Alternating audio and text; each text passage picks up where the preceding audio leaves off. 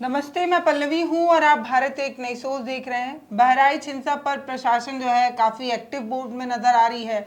अब तक 11 एफआईआर दर्ज हो चुकी हैं, 50 लोग को गिरफ्तार किया जा चुका है, 1000 लोग जो है उन पर सरकार की नज़र बनी हुई है और ऐसा बताया जा रहा है कि पूरे इलाके में जो प्रशासन है वो गश्त कर रहा है।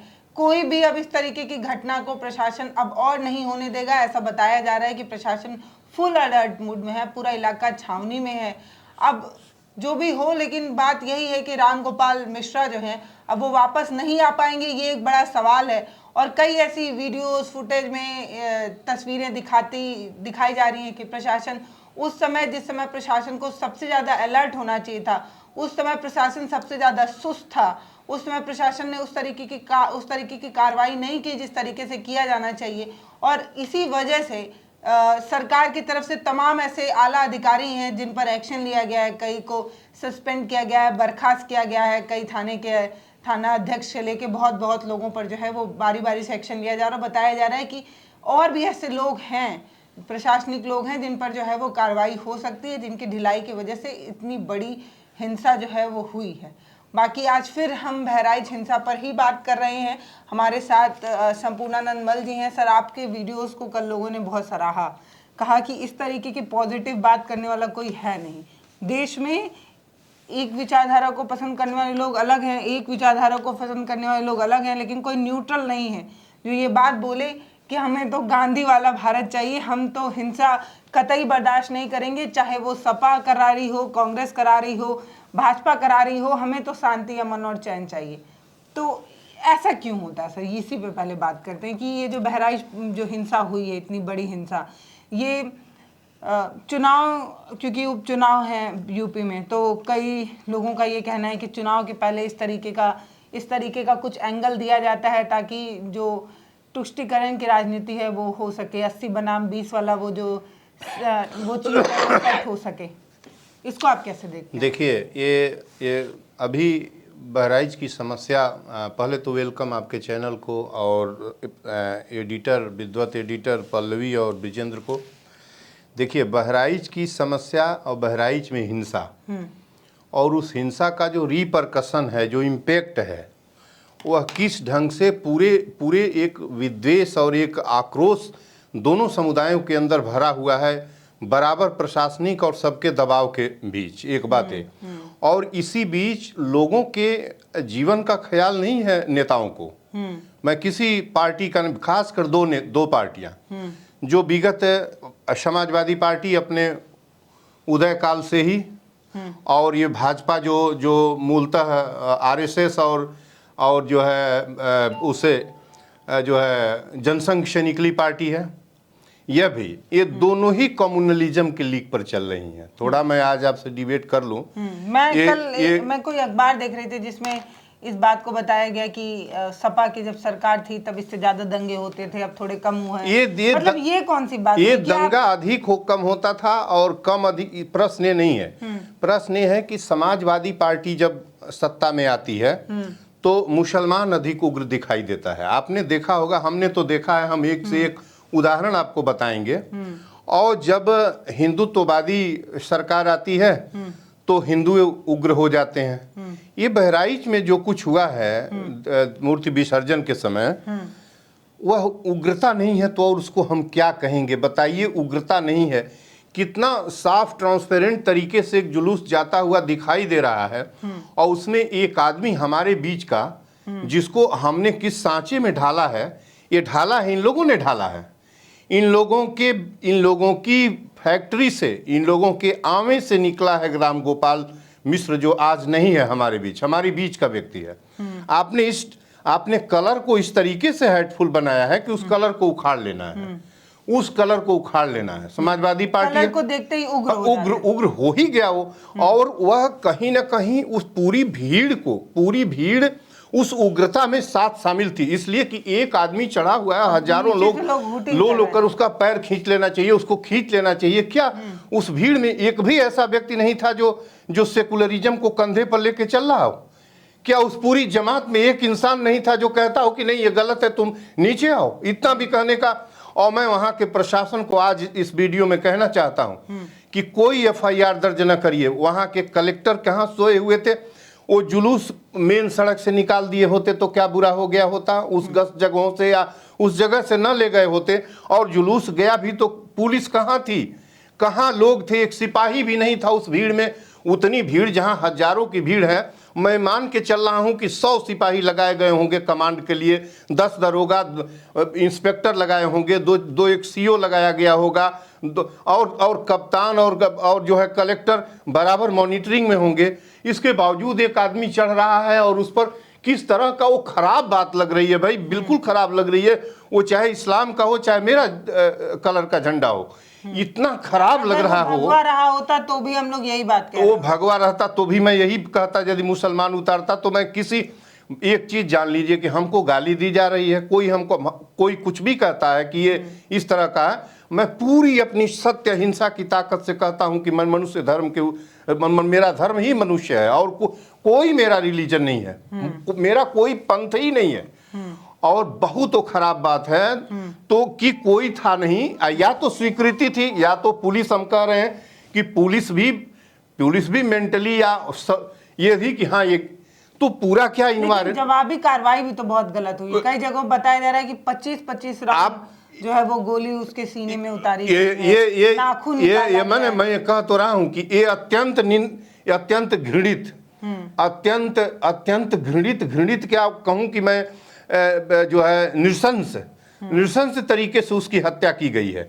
तो मैं ये नहीं कह रहा हूं कि उस पक्ष में ऐसे लोग हैं जिनसे आप इस तरह की उम्मीद कर सकती हैं। एक मॉब जा रहा है जिसमें इस तरह के लोग हैं और जिस घर से उतारा जा रहा है, कितना बड़ा आक्रोश होगा। वो तो चिथड़े उसको कर दिए, उसका न जाने कितनी नृशंस तरीके से उसको हत्या किए। सवाल ये नहीं है, सवाल ये है कि आखिर राम गोपाल इस क्यों इस मुकाम पर पहुंच गया, वो तरुण जुआ आज पहुंचा क्यों। और उसके बाद से जब वो खत्म हो गई, वही नहीं, उसका एक दोस्त भी था जो उसको बचाने गया था, वो उसकी हालत भी बहुत सीरियस है। लोग बता रहे हैं कि लखनऊ के किसी अस्पताल में उसको भर्ती कराया गया। मैं वो दोस्त उसको बचाने गया था, मैं कह रहा हूं कि वो पूरी भीड़ क्या कर रही थी। वो बहराइच की पूरी विसर्जन के साथ चलने वाली, दुर्गा प्रतिमा के साथ चलने वाली वो भीड़ क्या तलाश रही थी जब वो झंडे को उतार रहा था।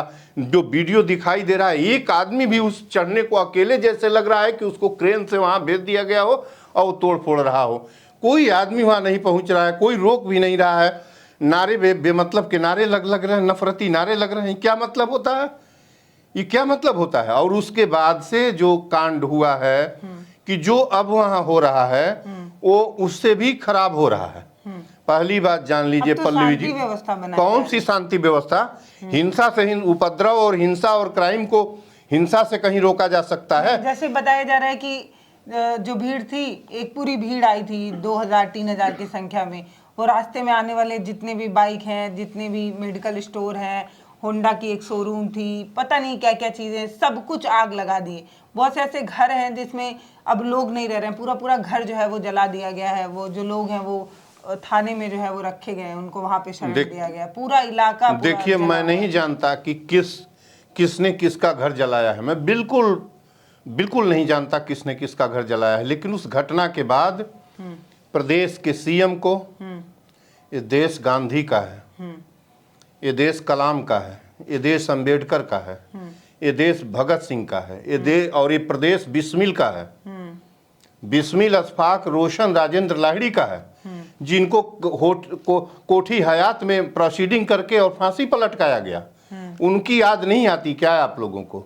और लखनऊ में बैठे हैं, क्यों नहीं लखनऊ से सीधे जाकर उनको बहराइच के लोगों से मुख्यमंत्री को क्षमा कर मांगना चाहिए और कहना चाहिए कि नहीं। और वो जाते तो एक हथियारबंद किसी की जरूरत नहीं थी, हजारों फोर्स भेजी गई वहाँ, कई बख्तरबंद सारी फोर्सेज लगाई गई हैं और एडीजी और डीजी रैंक के अफसर वहाँ मॉनिटरिंग कर रहे हैं। प्रिंसिपल सेक्रेटरी और सेक्रेटरी होम वहाँ रिजाइड कर रहे हैं बहराइच के अंदर। आप क्यों नहीं जा रहे हैं। 22 करोड़ लोगों के आप मुखिया हैं, आप मुख्यमंत्री हैं। वो मुसलमान हो या जो भी 22 करोड़ लोग हैं उसके मुख्यमंत्री हैं आप, वो चाहे जो भी पंथी हो। तो आप बहराइच क्यों नहीं जा रहे हैं? आपको बहराइच जाइए। अमिताभ यश को वहां भेजने की क्या जरूरत है? अमिताभ यश के पास कौन सा हथियार है? अमिताभ यश के पास शूटिंग का हथियार है, गोली मारने का हथियार है, वो दिखाई भी दे रहे हैं हथियारों से लैस होकर। कोई बताए कि हिंसा उपद्रव हथियार से रोका जा सकता है? मैं सबसे पूछना चाहता हूं अपने, मैं नहीं चाहता कि इस तरीके से एक पक्ष आए तो इसको इस तरीके से दबाए, दूसरा आज उसको दबा देंगे आप हथियार से दबा चीज कहाँ, कब कितने दिन दबाइएगा? उसका जो प्रतिक्रिया है, जो उसकी जो रिएक्शन रिपरकशन है, वो बिल्कुल दूसरे ढंग से होगा। तो मुख्यमंत्री को जाके बहराइच में, यदि वो सत्य अहिंसा के रास्ते पर चलने वाले हैं और गांधी के रास्ते पर चलने वाले, मैं जानता हूं कि किस रास्ते पर चलने वाले लोग हैं, लेकिन ऐसे नहीं चल सकता है। आपको जाना चाहिए। और वहां अमिताभ यश, जिनके माथे पर 150 से ज्यादा लोगों के हत्या का काउंटर का लगा हुआ है, जो है आरोप लगा है, आरोप ही है वो उनको आप क्यों बहराइच भेजे हैं? बहराइच में भेजने की क्या जरूरत है? मैंने कहा कि सबसे पहले मुख्यमंत्री जाएं, कलेक्टर और कप्तान से ये पूछें कि ये जुलूस वहां से नहीं गया होता तो क्या बिगड़ गया होता। इतनी बात पूछनी है। और दूसरी बात कप्तान से पूछनी है कि आपके सिपाही कहाँ थे जब वो झंडा तोड़ने चढ़ा हुआ था। दो ही बात उन अफसरों से, दोनों बहराइच के दोनों बॉस लोगों से पूछना है जो प्रशासन के जिम्मेदार हैं। ये घटना घट गई है, लेकिन अब उस घटना के बाद पुनः इस तरह की घटना किसी प्रदेश के किसी जिले में ना हो। उन दोनों लोगों को सस्पेंड करने से नहीं होगा। उन दोनों लोगों को जब तक सेवा में है किसी भी सिविलियन पद पर उनको न रखा जाए, उनको बराबर सिविलियन पद से किनारे रखा जाए। इस तरीके की वो जो घटना हो रही है, आंख के सामने से घट रही है। भाई पीछे से कोई गोली मार देता है, छिप के मार देता है, तो उसके लिए बात नहीं है कि कोई संजय तो है नहीं कि देख रहा है। बात समझ रही है ना? कोई भी पुलिस सिपाही दरोगा देख नहीं रहा है, या कप्तान। लेकिन कप्तान की नजर के सामने कोई चढ़ा हो, उनके सिपाही के सामने कोई पोल पर चढ़ा हो, कम से कम 10-5 मिनट लगा होगा वो क्रिया होने में। जो भी फंक्शन हो रहा था उसमें सेकंड में तो पूरा नहीं हो सकता है, कम से कम 2-1 मिनट में चढ़ा होगा। चढ़ने में हुआ मदद हुई होगी। ये क्यों नहीं रोका गया भाई? आपकी पुलिस क्या कर रही थी? और जब घटना घट गई तो मैंने कहा है कि ऑनरेबल सीएम को बहराइच, सीएम अकेले बहराइच जाएं अपने फोर्स के साथ और निवेदन करें। दोनों लोग, 25 करोड़ जनता उनकी अपनी है, दोनों ही से निवेदन करें कि नहीं, अब आप लोग ये हथियार लेके और इस तरह का कोई आइंदा किसी क्षण हम देखना नहीं चाहते। अमिताभ यश को वहां से बाहर बुलाएं, फौरन वहां से बाहर हटाएं। रिवाल्वर लेके सड़क पर इस तरीके से पुलिस फिल्मिया अंदाज में घूमने से लोग इसीलिए ज्यादा नाराज हुए थे, क्योंकि जो पुलिस कार्रवाई करती है, वो जो लाठी चार्ज करती है, उसमें सबसे ज्यादा लाठियां वही लोग खा जाते हैं जो निर्दोष होते हैं। हाँ। जो भाग नहीं पाते, निर्दोष। हाँ। सबसे ज्यादा लाठियां वो खाते हैं जो शरीर से अचलस्त हैं, वृद्ध हैं, बच्चे हैं, निर्दोष हैं। और वो जो चालाक हैं वो तो वहां रहते नहीं, आपको पता ही है। जब पुलिस का डंडा देखते हैं तो ऐसे लोग पहले जाते हैं, फंस जाते हैं वो लोग जो समझ नहीं पाते कि होने क्या वाला है। अब मूर्ति विसर्जन में जितने लोग जा रहे थे, उनका ये आरोप है कि पुलिस जब लाठीचार्ज शुरू की तो उन तमाम लोगों पर ही लाठी बरसा दी जो मतलब वहां से पैदल जा रहे थे, जो वहां पर थे। वो तो करेगी ही, वो तो आंख मूंद के मारना है उसको, जिधर इधर भाजिए उधर भाजिए, वो इसी तरीके से भागती है। मैं ये कहने की कोशिश कर रहा हूं कि हिंसा, उपद्रव, हिंसा और गोली से समाप्त नहीं हो सकती। यह यदि होता तो गांधी नोआखाली और दिल्ली में हिंसा के बीच, जो दोनों तरफ से हिंसा कम्युनिटी की ओर से हो रही थी, पैदल सड़कों पर न घूमते। और गांधी की आड़ में जो हो रहा था, जहां गांधी जाते थे हथियार रख के सामने से लोग हटते थे, दोनों ही पक्ष हटता था। यह अब जो वहाँ जो तरीके से जो उसको जो दबाने की कोशिश की जा रही है वो अच्छा नहीं है। मैंने निवेदन की शैली में मुख्यमंत्री को चिट्ठी लिखी है, और अभी लिखी है चिट्ठी, उनको मिल भी जाएगी चिट्ठी, और उस पर अमल होना चाहिए। तीसरी बात मैंने लिखा है कि वहाँ से जो वहाँ इस समय बाहरी नेता पहुँच रहे हैं, या जो वहाँ बहराइच के हैं जो आग में घी डालने का काम कर रहे हैं, बयानबाजी जो वहाँ हो ही गई। 2 नेता समाजवादी पार्टी के, एक नेता ने कहा कि ये इसलिए चुनाव टाल रहे हैं मिल्कीपुर चुनाव के बारे में, उसका इम्पैक्ट देख के, कि इनको पता है कि ये यहाँ चुनाव हार जाएंगे। भाजपा वाले ने कहा कि नहीं 9 में हारते दिख रहे हैं, हम वहां भी चुनाव जीतेंगे। वो सीट समाजवादी पार्टी के पास है। इंसान मरा हुआ है, उपद्रव मचा हुआ है, वहां शांति की और अमन चैन की मांग हो रही है। मुख्यमंत्री विभिन्न तरीके से लगे हुए हैं, छोट भैया नेता बयानबाजी में लगे हुए हैं। मैं ये कहने की कोशिश कर रहा हूं कि मुख्यमंत्री बिना सब कुछ सारे कार्यक्रम छोड़ के बहराइच में जाएं और लोगों से कहें कि लोग उनके हैं, 25 करोड़ लोग मुख्यमंत्री के हैं। पहली बात, मुख्यमंत्री के रूप में संजोग से वो जोगी हैं। जोगी का धर्म ही है मनुष्यता का, उनके लिए किसी मजहब का कोई मतलब नहीं है।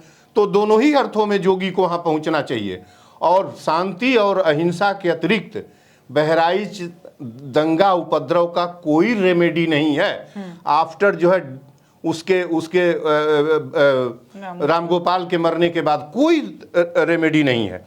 और आपने कहा कि एफआईआर दर्ज हुई हैं, बहुत सारी एफआईआर 2 लोगों के ऊपर दर्ज होनी चाहिए। एक तो प्रशासन के ऊपर दर्ज होनी चाहिए जिनकी नज़रों के सामने वो मारा गया है।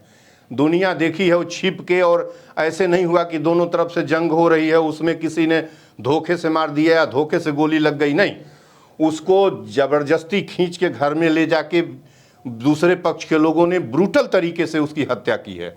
और नज़र में हत्या की स्थिति क्यों पैदा हुई है कि ऊपर उसको आप पुलिस खड़ी है, सभी खड़े हैं, आपका जो भीड़ है उसका सेंटीमेंट किस तरीके से है कि हजारों की भीड़ इस तरीके से नारे लगा रही है और एक आदमी का प्राण संकट में पड़ा हुआ है, वो वहीं से गिर भी गया होता नीचे, वहां से जिस तरीके से वो दीवार देख रही है कि टूट रहा है रेलिंग, वो गिर जाता तो भी मर जाता। और दूसरी बात, एफआईआर तो उन लोगों के ऊपर दर्ज होना चाहिए जिनके नफरती विचार और कृत्य से आज इस तरह की नफरत हुई है कि वहाँ रामगोपाल की हत्या हुई है। और यह नफरत ये धीरे धीरे उनकी होनी चाहिए। मैंने लिखा है उनके ऊपर जिन्होंने रामगोपाल को ऐसा करने के लिए उद्वेलित किया है, जिन परिस्थितियों ने रामगोपाल से कृत्य करवाया है, झंडा के ऊपर, रंग के ऊपर, भोजन के ऊपर, इस तरीके से हिंदुस्तान चलेगा? मैं तो ये कल भी पूछा था कि हिंदुस्तान इस तरीके से चलेगा? हमारे ज़माने में तो नहीं था। अभी 40 साल पहले तक हम लोग खुद ही तिरंगों, 45 साल पहले तक हम लोग ताजिए और उसके साथ घूमते थे। और जब करबले की वो होती थी तो उसमें हम लोग जाते थे, उसमें देखते थे, ताशे बजते थे, नगाड़े ढोल बजते थे, सब में हम लोग खड़े होते थे, कहीं कोई नफरत नहीं था। और एक और बात देखिए कि हम तो एक ये देख रहे हैं कि हमारे गांव में आज से 25 साल पहले, 30 साल पहले एक मंदिर थी, 3-4 गांव के बीच में हमारे गांव में मंदिर था। और आज हमारे अगल बगल सभी गांव में मस्जिद बन गई है, सभी गांव में मस्जिद बन गई है। मैं उनका दोष नहीं दे रहा हूं, मैं दोष उनका दे रहा हूं जो नफरत फैलाते फैलाते फैलाते फैलाते इस तरीके से रिएक्शन के लिए बाध्य कर रहे हैं कि अब ये भारत है क्या? और यही भारत किसी को मिला है क्या? आजादी में यह भारत नहीं मिला है। और आज़ादी के समय भारत नहीं था, गुलामी के समय नहीं था भारत जिस तरीके से यह भारत था। ऐसा क्यों हो रहा है? ये बढ़ाया गया है। ये सत्ता की भूख मिटाने के लिए हिंदुस्तान के सत्ता के भूखे भेड़ियों का ये कृत्य है। जब और खासकर उत्तर प्रदेश के परिप्रेक्ष्य में बात करूंगा मैं, तो भारतीय जनता पार्टी और समाजवादी पार्टी का नाम लिए बिना रहा ही नहीं जा सकता। एक आता है तो मुसलमानों का प्रश्रय देता है, एक आता है तो हिंदुओं का प्रश्रय देता है।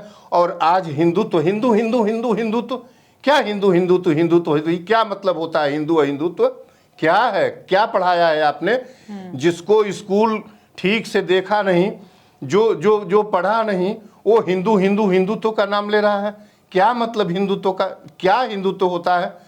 हिंदुत्व गांधी से पूछो, हिंदुत्व भगत सिंह से पूछो, बिस्मिल से पूछो, रोशन अशफाक, राजेंद्र लाहिड़ी, किससे पूछो, उधम सिंह से पूछो हिंदुत्व क्या होता है, चंद्रशेखर आजाद से पूछो।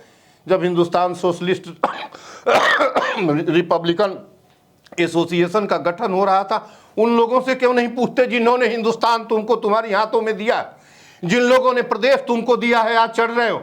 गवर्नर हरात कोठी में बैठने वाली गवर्नर क्यों नहीं पूछ कहती कि ये बच्चे क्यों मारे जा रहे हैं? जो जिस कोठी में बैठती थी वो ब्रिटिश हुकूमत की, वो उसमें जो है लेफ्टिनेंट बैठता था, उसके पहले कोठी हयात थी वो। क्यों ऐसा हो रहा है? उसी कोठी हयात की प्रोसीडिंग के बाद उपरांत जो है फांसी हो गई थी चारों की, बिस्मिल, अशफाक, रोशन, राजेंद्र लाहिड़ी की।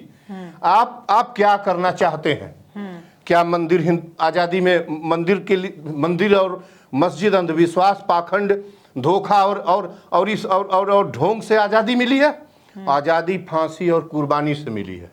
आजादी फांसी और कुर्बानी से मिली है।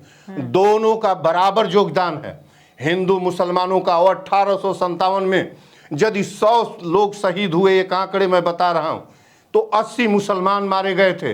ये सारे आंकड़े हमारे नहीं हैं। जिनको पढ़ना होगा, महासमर सावरकर का उठाएगा 1857 का, और उसमें पढ़ेगा कि किस तरीके से फिलिप का वो रिपोर्ट जब बनारस की सड़कों पर रोक के और डंडा लाठी लिए चलने वाले लोगों को अंग्रेज रोकते थे और उनको रस्सियों में उनके गले को बांध दिया जाता था और गाड़ी देसी गाड़ी पर बैठा के, और वृक्ष में तब फांसी का फंदा था नहीं, और वृक्ष की उसमें लगा के और उसको गाड़ी चला दी जाती थी।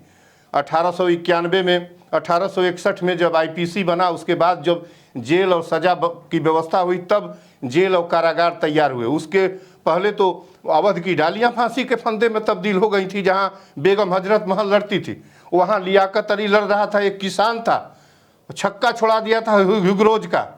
मंदिर के लिए लड़ रहे हैं, मस्जिद के लिए लड़ रहे हैं, हरे झंडे के लिए लड़ेंगे, और केसरिया के लिए लड़ेंगे।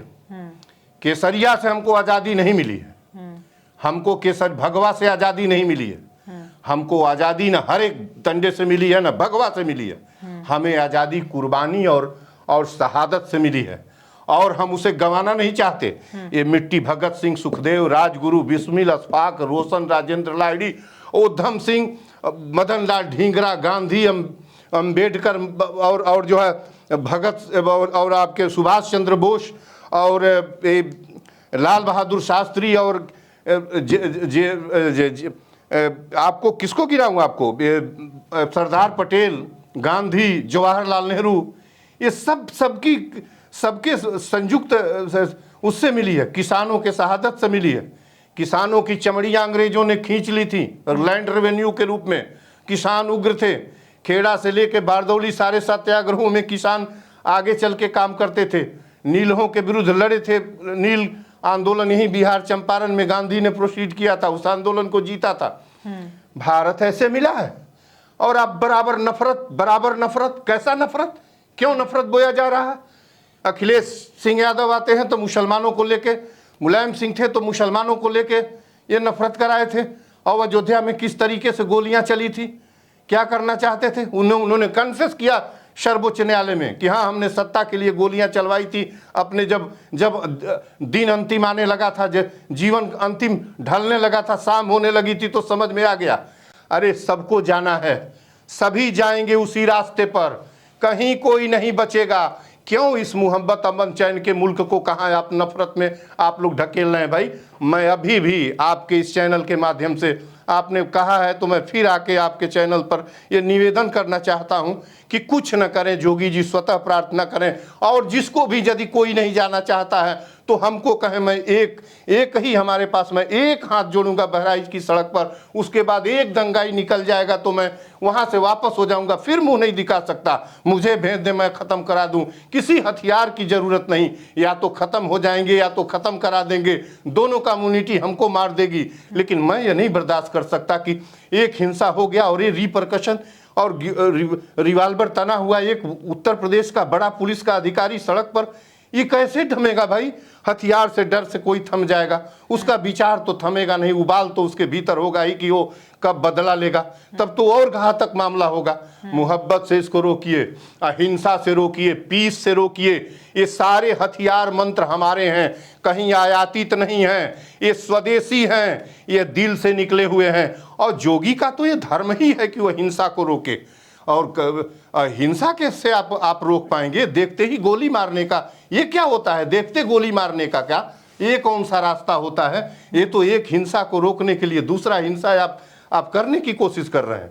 मैं बिल्कुल बहुत ही मुझे खराब लग रहा है कि एक आदमी यूं ही मार दिया गया, केवल ये केवल इन लोगों का सत्ता का भूख है और किसी का नहीं है। एक मुसलमानों की तुष्टीकरण करता है, एक हिंदुओं की करता है।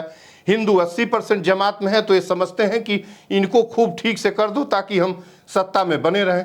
एक उधर आके 20% को लेके डफली बजाता है। इस तरीके से चलेगा? इस तरीके से चला है पूरा स्वतंत्रता संग्राम की जुआट हिंदू मुसलमान के कंधे पर होके चल रही थी। 1885 से कांग्रेस के गठन के बाद, जब कांग्रेस का गठन बॉम्बे में हुआ था, तब से लेकर समान रूप से हिंदू मुसलमान एक साथ जुटे हुए थे। और 1908 में आकर जब मुस्लिम लीग का ढाका में गठन हो गया था, तब एक वो भी अंग्रेजों के वजह से हुआ था, जब करजन ने बंगाल को विभाजित कर दिया था 1905 और 6 के बीच में। तब उसका एक उभाल हुआ और थोड़े से मुसलमान जो वेस्ट बंगाल, पश्चिम बंगाल और बांग्लादेश के हिस्से के थे, और वहीं ढाका का नवाब था वो, उसके वजह से वही उसका अध्यक्ष बना और एक मुस्लिम लीग गठित हुआ।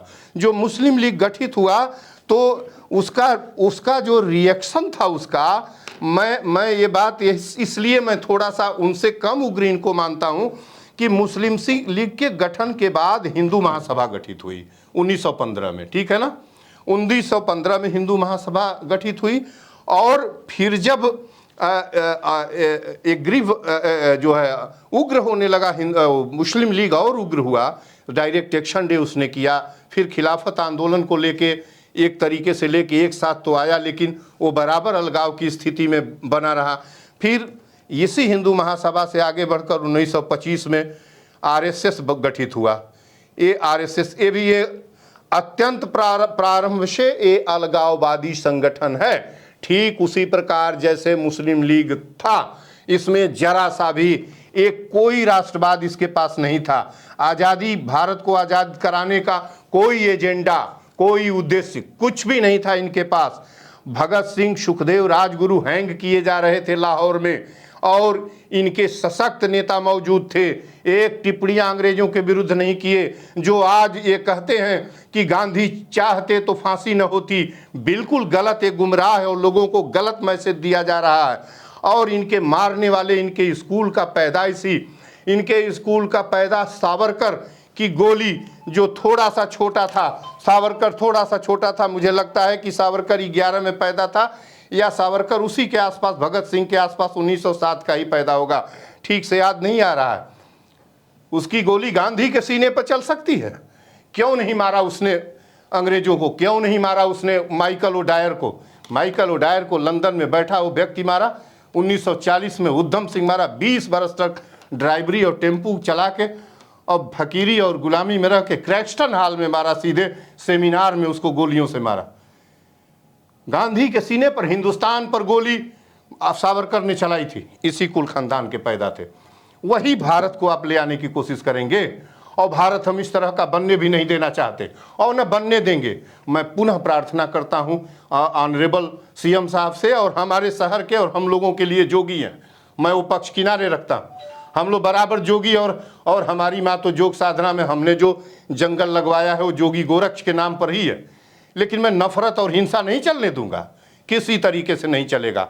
मैं पुनः निवेदन करता हूं कि ये सीएम साहब बहराइच पहुंचे, नफरत को बिल्कुल ख़त्म कराएं, अमिताभ यश को वहाँ से वापस करें और ये जो कलेक्टर और कप्तान वहाँ हैं इनको कभी भी इनको सिविलियन पद नहीं दिया जाना चाहिए। इसलिए कि ये दोनों चाहे होते, ये जुलूस का मार्ग पहले ही रूट आउट दूसरी दिशाओं से किए होते और ये यदि इनकी पुलिस, खड़ी पुलिस उसको नीचे उतार दी होती तो ये घटना आज न होती जो तनाव बढ़ा हुआ है। और मैं इसको रूल आउट करता हूँ, पूरी तरीके से खारिज करता हूँ कि ये 27 का चुनाव है तो ये आग जलाई जा रही है और ये धधकाई जा रही है, इसमें कोई कारण नहीं है। लेकिन ये जरूर है कि नफरत दोनों पार्टियां वोट बटोरने के लिए कर रही हैं। लेकिन बहराइच की आग जो आज जल रही है उसके पीछे यह नहीं है कि 27 का चुनाव है तो इसको जला दीजिए और रोट नहीं। ये एक अत्यंत जो है एक अत्यंत निंदनीय